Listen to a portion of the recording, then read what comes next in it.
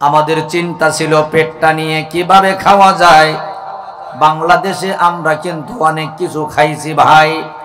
বাড়িতে খাই অন্ন পানীয়, পিঠে খাই ঘুষ, আড্ডাতে খাই মাদক দ্রব্য, দোকানে খাই জোশ, বউয়ের কাছে খাই বকাঝকা, মিটিংয়ে খাই বলি, চলতে খাই গাড়ি চাপা আর মিছিলে খাই গুলি।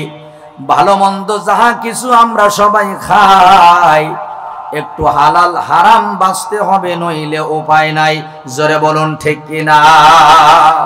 হালাল হারাম না মানিয়া কত টাকা করছো কামাই, এত টাকা রাখবা কোথায়? কাপনের তো পকেটে নাই। পকেট আছে?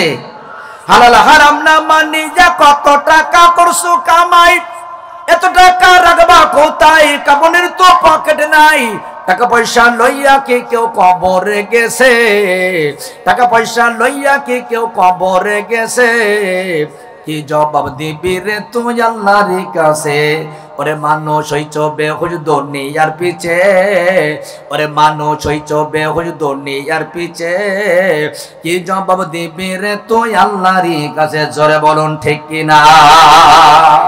আপনাদের কষ্ট হচ্ছে? তাহলে নবীজি 5টা সূরার কথা বলেছেন যা আমাকে টেনশনে চুলদাড়ি পাকাই ফেলেছে। এর ভিতরে একটার আলোচনা চলতেছে সূরাতুন নাবা। এই সূরা 40 নম্বর আয়াতে কারিমাটা আমরা একটু পড়ি। আল্লাহ রাব্বুল আলামিন ডেকে বললেন, ইন্না আনযারনাকুম আযাবান করিবা ইয়াওমা ইয়াযুরুল মার'উ মা قدمت يداه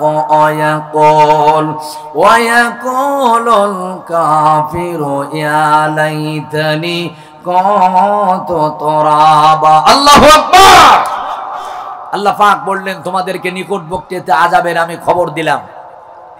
এই যে দুইখানা হাত, আমাদের এই হাত দিয়া কি করেছে সব আমরা দেখতে পাবো কিয়ামতের ময়দানে। সেদিন আমাদের শরীর আমাদের বিপক্ষে কথা বলবে। আমাদের চোখ, আমাদের হাত, আমাদের পা, আমাদের জিহ্বা, এমনকি শরীরের চামড়া সব কিছু সেদিন আমাদের বিরুদ্ধে নালিশ করবে, কথা বলবে।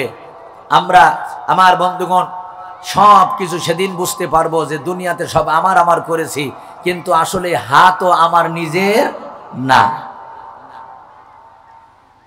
এরপর আমি অবাক হয়ে গেলাম, ইয়াকুলুল কাফিরু ইয়া লাইতানি কুনতু তুরাবা। কাফের বেঈমান গুলো বলবে, হায় যদি আমরা মাটি হতে পারতাম। আমি টেনশনে পড়ে গেলাম, এরা মাটি হবে কেন? তাফসীর খুলে দেখি মুফাসসিরিনে কিরাম বলেন, কিয়ামতের ময়দানে আল্লাহ মানুষ আর জিনের বিচার করার আগে জীবজন্তুর বিচার দিয়া শুরু করবে। আপনারা যারা জানেন না, প্রথমে মানুষ আর জিনের বিচার আগে হবে না। তাফসীর কারকেরা বলেন এখানে জীবজন্তুর বিচার আগে হবে যারা জুলুম করেছে। আল্লাহ রাব্বুল আলামিন একটা শিংভাঙা গরুকে ডেকে বলবেন, এ শিংভাঙা গরু, দুনিয়াতে আমি তোরে শিং দেই নাই, তোর সাজাতি আর একটা গরুকে ধারালো শিং দিয়েছিলাম, লম্বা শিং দিয়েছিলাম। ও তোর উপরে জুলুম করেছে, তুই মাজলুম বলে কয়টা আঘাত করেছিল, কয় ফোঁটা রক্ত তোর শরীর থেকে বের করেছিল। আমি আল্লাহ এখন ওই শিংভাঙা গরুর শিং লম্বা করে দেব, আর ওই শিংওয়ালার শিংটা আমি কেড়ে নেব। আমি আল্লাহর সামনে তোর মানে কি আঘাতের প্রতিশোধ তুই নিয়ে নিবি। ওই গরু জবান খুলে কথা বলবেন যে আল্লাহ এভাবেই করে আমার পরে অত্যাচার করেছে, জুলুম করেছে, এবার তার শিং দেওয়া হবে, ও প্রতিশোধগুলো নিয়ে আনিবে। আল্লাহ পাক বলবে তোরা মাটি হয়ে যা, ওরা মাটি হয়ে যাবে। এরপরে আল্লাহ রাব্বুল আলামিন ছাগলকে বলবেন, ভেড়াকে বলবেন, এক কথায় হিংস্র যত প্রাণী আছে সব প্রাণীগুলোকে আল্লাহ পাক আগে জুলুমের বিচার করে নেবেন। এবার আল্লাহ পাক ডেকে বলবে তোরা মাটি হয়ে যা। এই দৃশ্য দেখার পরে কাফের বেঈমান গুলা, নাস্তিক মুরতাদ গুলা, ওরা আফসোস করবে, ওয়ায়াকুলুল কাফিরু ইয়া লাইতানি কুনতু তুরাবা। ওই কাফের গুলো বলবে, আমরাও যদি মাটি হতে পারতাম তাহলে আমাদেরও বিচার করা লাগতো। কারণ ওরা তো জানে যে দুনিয়াতে যে পরিমাণ অপরাধ আমরা করেছি, যে পরিমাণ অন্যায় আমাদের জীবনে করেছি, এখন যদি না পালাই, জনগণ যদি আমারে পায়, পাখির মতো টেনে ছিঁড়ে ফেলবে। জোরে বলুন কথা ঠিক কিনা? মনে না থাকলে মনে করে দিচ্ছি, তুমি যখন কোরমা পোলাও খাইয়া এসি রুমের ভিতরে 3 লক্ষ টাকার পালঙ্গে রাত্রিবেলা আরাম করে ঘুমায় থাকতে, ঠিক ওই রাত্রিতে ইসলামী আন্দোলন করার কারণে, ইমানের পথে বলিয়ান থাকার কারণে অনেক আল্লাহর বান্দা পুলিশের ভয়ে লোকের বাড়িতে কবরস্থানে গিয়া ঘুমাইতো। কথা বলা লাগবে ঠিক কিনা? তোমার ঘুমটা হতো এসি রুমে পালঙ্গর পরে, অনেক আল্লাহর বান্দার ঘুমটা হতো লোকের বারান্দায় কবরস্থানে।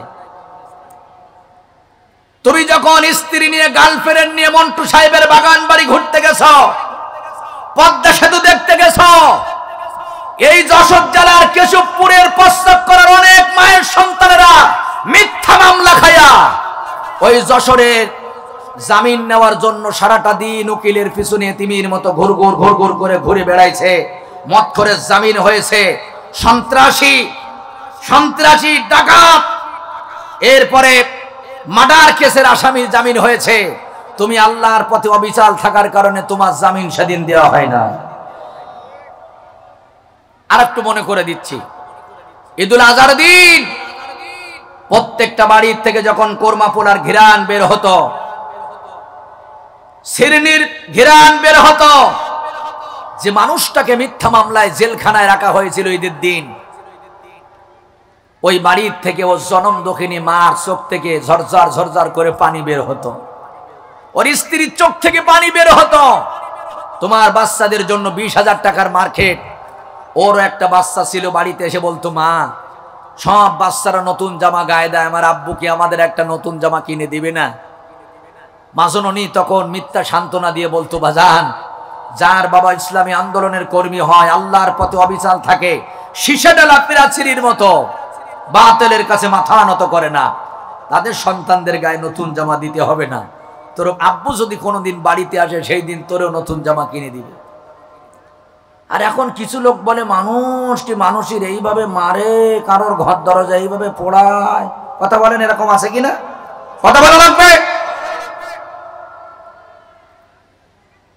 আমার মুসলমান ভাইরা মনোযোগ দেন। তুমি যে অপরাধগুলা করেছো, অন্যায়গুলা করেছো, মানুষের উপরে জুলুম করেছো, আল্লাহ পাক তোমাকে মনে করে দিবেন। ইন্নামাস সাবিলু আলাল্লাযিনা ইয়াজলিমুনান নাস। আল্লাহ পাক বলবে, আমি 1,500 বছর আগে তোরে একটা মেসেজ দিয়েছিলাম, মনে করে দিয়েছিলাম, মানুষ হয়ে যদি মানুষের উপরে জুলুম করো, আমি আল্লাহ কিয়ামতের ময়দানে বাদী হয়ে তোর বিরুদ্ধে মামলা করব। এ বাণী কার? এটা হলো আল্লাহর বাণী। মুসলমান বন্ধুরা আমার, তবে জুলুম এই শব্দটা কিন্তু 1 বছর না। আমরা মনে করি শুধু নেতারা জুলুম করে, না, চেয়ারম্যান মেম্বারে জুলুম করে শুধু তাই না, প্রধানমন্ত্রী জুলুম করে শুধু তাই না। আমার আল্লাহ পাক কোরআনুল কারীমের ভিতরে অনেক বড় বড় জালেমের পরিচয় দিয়েছেন। বন্ধুরারে আমার, জুলুম শুধুমাত্র কোন নেতারা করে না, জুলুম আমরাও করি। আল্লাহু আকবার বলবেন, হুজুর কেমন করে? কোরআনের ভিতরে আল্লাহ বড় বড় জালেমের পরিচয় দিয়েছেন, একটু মনোযোগ দেন। যেমন ধরুন, আমি বক্তা, আমার জন্য আল্লাহ পাক একখানা আয়াত বলছেন কোরআনুল কারীমের সূরা বাকারার 140 নম্বর আয়াত। জোরে বলেন, কত নম্বর? আল্লাহ রাব্বুল আলামিন ডেকে বললেন, ওয়া মান আযলামু মিম্মান কাতামা শাহাদাতান ইনদাহু মিনাল্লাহ ওয়া মাল্লাহু বিগাফিলিন আম্মা তা'মালুন। আল্লাহ পাক বলেছে, ওদের মতো বড় জালেম আর কে আছে, কে হতে পারে, যারা সত্যকে গোপন করেছে। আল্লাহর পক্ষ থেকে যে সাক্ষ্য এসেছে, এটা সে জানে, সত্য সে জানে, কিন্তু সে গোপন করেছে। জুমার দিন তুমি একজন ইমাম, তোমার মুসল্লিরা কিছু জিনা করেছিল বলে তুমি জিনার ওয়াজ করতে ভয় পেয়েছ। মসজিদের ভিতরে কিছু জালেম ছিল বলে তুমি জুলুমের ওয়াজ করতে ভয় পেয়েছ। তুমি সুদ করেছিল বলে সুদের ওয়াজ করতে ভয় পেয়েছ। এই বাংলাদেশে শ্রোতা, স্টেজ, মাইক, বক্তা, এটা সবাই হয় না, সবাইকে আল্লাহ তাআলা এই ইজ্জত দেয় না। এখন তুমি মাইক পাইয়া শ্রোতা পাইয়া যদি মাটির তলার ওয়াজ করো আর আকাশের আসমানের উপরে ওয়াজ করো, আল্লাহ পাক বলে তুমি হলে 1 নম্বরের সবচেয়ে বড় জালেম। কি হবে এই আলেম হয়ে ইমাম সাজে সমাজেতে পারো যদি সত্য কথা উচ্চ স্বরে না বলিতে, ঠিক কিনা বলেন? কি হবে এই আলেম হয়ে ইমাম সাজে সমাজেতে পারো যদি সত্য কথা উচ্চ স্বরে না বলিতে। চাকরির ভয় করো যদি ছেড়ে দাও আইনা গদি, চাকরির ভয় করো যদি ছেড়ে দাও আইনা গদি। কিভাবে আল্লাহকে ধোঁকা দিয়ে কিভাবে বেঁচে থেকে অজাতা বিদ্যা শিখে যদি না গড়তে পারো শোষণবিহীন সমাজটাকে, জোরে কোন ঠিক কিনা? এজন্য আল্লামা সাঈদী একটা কথা বলতেন, বিড়ালের মতো 500 বছর বেঁচে থাকতে চাই না, বিড়ালের মতো 500 বছর বেঁচে থাকতে চাই না, সিংহের মতো 1 ঘন্টা বেঁচে থাকতে চাই। হাসতে হাসতে জীবন দিতে হবে, রাষ্ট্রপতির কাছে জীবন ভিক্ষা চাওয়া যাবে না। জীবন ভিক্ষার মালিক কে? আর জোরে বলেন কে? আমার বন্ধুগণ, তাহলে বুঝতে হবে শুধুমাত্র জালেম তারা নয়, বড় জালেমের পরিচয় আল্লাহ পাক দিয়েছেন। আরো একটা বড় জালেমের পরিচয় নেন। আল্লাহ রাব্বুল আলামিন কুরআনুল কারীমের 32 নম্বর সূরা, সূরাটার নাম হলো সূরাতুস সাজদা, আয়াত নাম্বার 22। জোরে বলেন কত নম্বর আয়াত? আল্লাহ পাক বড় জালেমের একটা পরিচয় দিয়েছেন। আল্লাহ রাব্বুল আলামিন ডেকে বললেন, ওয়া মান আযলামু মিম্মান যাক্কারা বিআয়াতি রাব্বি সুম্মা আ'রাদা আনহা ইন্না মিনাল মুজরিমিনা মুতাকিমুন। ওদের মতো বড় জালেম আর কে আছে যারা আল্লাহর নাজিলকৃত কোরআন, আল্লাহর বাণী থেকে ওয়াজ হচ্ছে, তাফসীর হচ্ছে, বয়ান হচ্ছে, অথচ তারা ভুরুক্ষেপ করে না, এর থেকে মুখটা ফিরায় নাই। আল্লাহ রাব্বুল আলামিন বললেন ওরাই হলো সবচেয়ে বড় জালেম। এইবার আপনারা বলেন, এই মাইকের আওয়াজ, এই বিশাল প্যান্ডেল, বিশাল আয়োজন আজকে যেভাবে হয়েছে, এই আওয়াজ যত দূর যাচ্ছে, রাস্তাঘাটে, দোকানপাটে, আমি বাড়িতে বাদ দিলাম, যাদের কানে যাচ্ছে, যদি সে মুসলমানের বাচ্চা হয়ে থাকে, প্রত্যেকটা মোমেন মুসলমান যদি এই ময়দানে এসে বসতো, আপনারা বলেন তো এই প্যান্ডেলে জায়গা যা করা আছে এখানে কি জায়গা দেওয়া যেত? আরো জোরে বলেন। কিন্তু এটা যদি মাইকেলের মেলা হতো, এটা যদি মাইকেলের মেলা হতো, এখানে জায়গা হতো না। এটা যদি কনসার্ট হতো, পুতুল নাচ হতো, এটা যদি যাত্রা মেলা হতো, এখানে জায়গা হতো না। আমার বন্ধুগণ, তবে মনে রাখবেন, একটা ফুলের পরে প্রজাপতি বসে, ভোমরা বসে, মৌমাছি বসে, মধু কিন্তু সবার কপালে জোটে না। মধু পায় শুধু মৌমাছি। বসতে পারে ফুলের পরে, মধু কি সবাই পায়? আসতে পারে কোরআনের মাহফিলে। আপনারা বলুন তো, এই জান্নাতের বাগানে কি সবাই বসতে পারে? সব মায়ের সন্তানেরা বসতে পারে না। শোনেন, রাসূলের বাড়ির পাশে আবু জেহেলের বাড়ি ছিল। আবু জেহেল আল্লাহর নবীর শৈশব দেখেছে, কৈশোর দেখেছে, যৌবন কাল দেখেছে, পবিত্র জবানে চুরি করে করে কোরআন তেলাওয়াত শুনেছে। তারপরে আবু জেহেল কি হেদায়েত পাইছিল?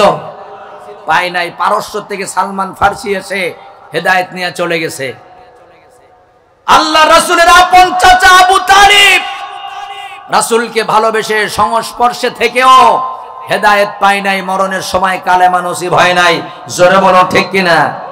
গিরিশ চন্দ্রর দিকে তাকান, অনুবাদ করেছে এই কোরআনের একজন বিধর্মী, তারপরেও মরণের সময় হেদায়েত হয় নাই। আমার বন্ধুগণ, এজন্য মাহফিলে আসতে পারবে, কিন্তু এই জান্নাতের বাগানে বসাটা সব মায়ের সন্তানের কপালে জুটবে? আরো জোরে বলেন, জুটবে না। আমার মুসলমান ভাইরা, খুব মনোযোগ দিয়ে কথাটা শুনবেন। বন্ধুরে আমার, এ কোরআন পড়লে সওয়াব, ধরলে সওয়াব, এ কোরআনে সোয়া খাইলে সওয়াব। এ কোরআনের সাথে যারা বন্ধুত্ব করবে, কোরআনের সংস্পর্শে আসবে, আল কোরআন হুজ্জাতুল লাকা ওয়া আলাইক, কিয়ামতের ময়দানে যেদিন কোরআনের জবান খুলে যাবে, এই কোরআন তাদেরকে বন্ধু করে নিয়ে আল্লাহর জান্নাতের পথ দেখা দিবে। কোরআনের সাথে বেয়াদবি করবা, কোরআনের সাথে গাদ্দারি করবা, কোরআনের মাহফিলে আসবা না, বসবা না, নিজের মুসলিম দাবি করবা, এ কোরআন তোমার বিরুদ্ধে মামলা দিয়ে কিয়ামতের ময়দানে আসামি বানায় দেবে। জোরে কোন কথা ঠিক কিনা? বন্ধুরারি আমার, তাহলে বলতেছিলাম আল্লাহ রাব্বুল আলামিন বললেন কাফের বেঈমানগুলা ডেকে বলবে আমরা যদি মাটি হতে পারতাম। আল্লাহ পাক বলবেন না না, মাটি হওয়া যাবে না, কারণ নবীজি বলেছেন যদি কেউ মানুষের পরে জুলুম করে দুইটা পাপের শাস্তি আল্লাহ আখিরাতেও দিবে, দুনিয়াতে দিবে। তার ভিতরে একটা হলো যারা আত্মীয়তার সম্পর্ক ছিন্ন করে, আর একটা হলো যারা মানুষ হয়ে মানুষের পরে জুলুম করে। আমি কিছু জুলুমের কথা বলি। কিছু সন্তান মা বাবার পরে জুলুম করে, মা বাবা সন্তানের পরে জুলুম করে, ইমাম মুসল্লিদের পরে জুলুম করে, মুসল্লিরা ইমামের পরে জুলুম করে, নেতা জনগণের পরে জুলুম করে, জনগণ নেতার পরে জুলুম করে। আবার দেখা গেল স্বামী স্ত্রীর পরে, স্ত্রী স্বামীর পরে, এইভাবে জুলুম আছে। আবার এই বান্দারা আল্লাহর সাথে জুলুম করে। এক কথায় কারোর অধিকার কেউ যদি কেড়ে নেয়, যার অধিকার তার কাছে না দেওয়া, যার অধিকার তারে না দিয়ে তার কাছ থেকে কেড়ে নেওয়া, এটার নাম হলো জুলুম। এটার নাম কি? এটার নাম জুলুম। এই দেখেন 5ই আগস্টের পরে কিছু মানুষ 8 রাকাত নামাজ পড়ছে, শুকরিয়া নামাজ। আমি একজনকে জিজ্ঞাসা করলাম, ভাই তুমি এত নামাজ পড়তেছো কেন? কয় হুজুর ভোট কেন্দ্রে গিয়া ভোট দিতে পারতাম না, তাড়াই বের করে দিত, এইবার মনে হয় অন্তত নিজের পছন্দের মানুষটারে পাওয়া যাবে। কথা বলেন ঠিক কিনা?